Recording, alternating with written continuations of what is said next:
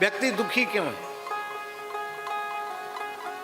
क्योंकि वह अपने आप में संतुष्ट नहीं। बिनु संतोष ना काम न साहि, काम अछत सुख सपने हुनाहि, काम अछत सुख सपने हुनाहि। बिना संतोष के कामनाओं का नाश नहीं होता, और कामनाओं के रहते हुए सुख स्वप्न में नहीं। तो कामना कैसे नष्ट होगी? कामना के नाश का मूल मंत्र क्या है? राम भजन बिन मिटहि की कामा, राम भजन बिन मिटहि की कामा, फल विहीन तरु कबहु की जावा, फल विहीन तरु कबहु की जावा। जैसे बिना फल के वृक्ष नहीं हो सकता, ऐसे ही बिना भजन के कामनाओं का नाश नहीं होता, और बिना संतोष के भी कामनाओं का नाश नहीं। इसका मतलब है भजन तब शुरू होगा जब हर हाल में संतुष्ट रहना सीख लो, तो भजन शुरू हो जाएगा। अब भजन शुरू हो जाएगा तब कामनाओं का नाश होगा। ये इसका दोनों को मिलाकर अर्थ यही है कि पहले संतुष्ट हो जाओ। संतुष्ट कैसे हो जाए? हमें जो कुछ मिला है हम इसके भी लायक नहीं है, ऐसा मान लो तो संतोष आ जाएगा।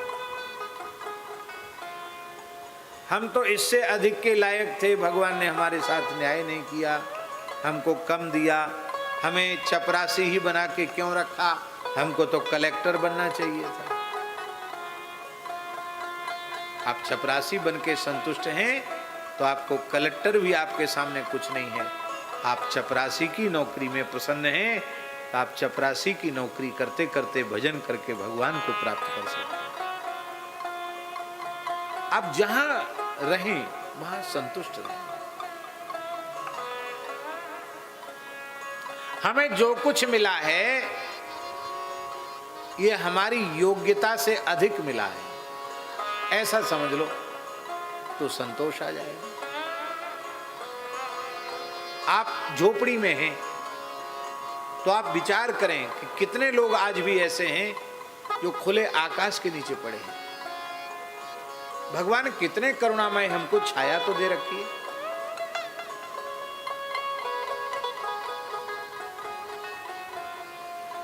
हमको कच्चा घर है तो कितने लोग ऐसे जिनके तो झोपड़ी भी नहीं है।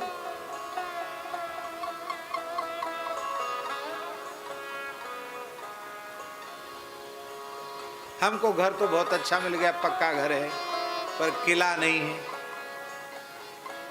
किला नहीं है हमारे पास, किला होना चाहिए। प्रदीप जी, भारतवर्ष में जितनी पुरानी इमारतें हैं, किले हैं, उनकी मरम्मत कराने का पैसा भारत सरकार पर है? नहीं है। सबकी मरम्मत कराए तो खजाना खाली। चमगादड़ रह रहे हैं, घास उग रही है।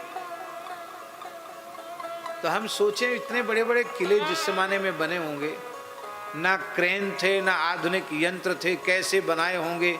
इतने बड़े बड़े पत्थर कैसे पहाड़ पर ले गए होंगे? कैसे बनाया होगा उन्होंने किले? आज वहाँ रहने वाला कोई नहीं, घास उग रही है।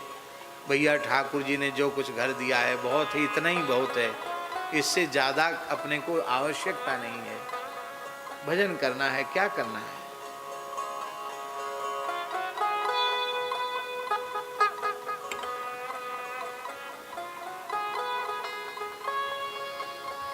इस प्रकार से हर हाल में संतुष्ट रहना सीख लो, बस। फिर भजन में बाधा नहीं पड़ेगी। अब फिर आपके चित्त में भजन में विक्षेप डालने वाली जो कामनाएं वो कामनाएं नाम के जप से भस्म हो जाएंगी, नष्ट हो जाएंगी। नाम के आश्रय से वे कामनाएं नष्ट हो जाएंगी। आहा, क्या कहना, कितना आनंद होगा निष्काम भाव से नाम जपने में, वाणी से वर्णन नहीं किया जा सकता। इस प्रकार से जीवित रहने का फल क्या है?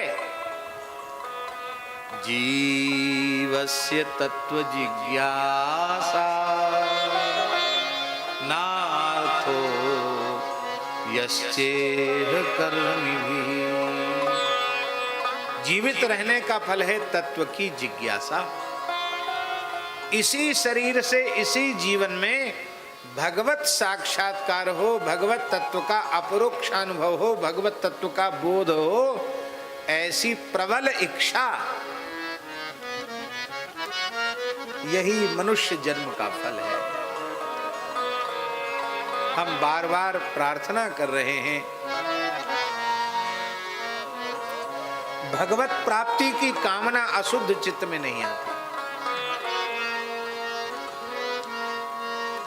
और चित्त शुद्ध करने के लिए बहुत सावधानी रखनी पड़ेगी। माई मेरे श्याम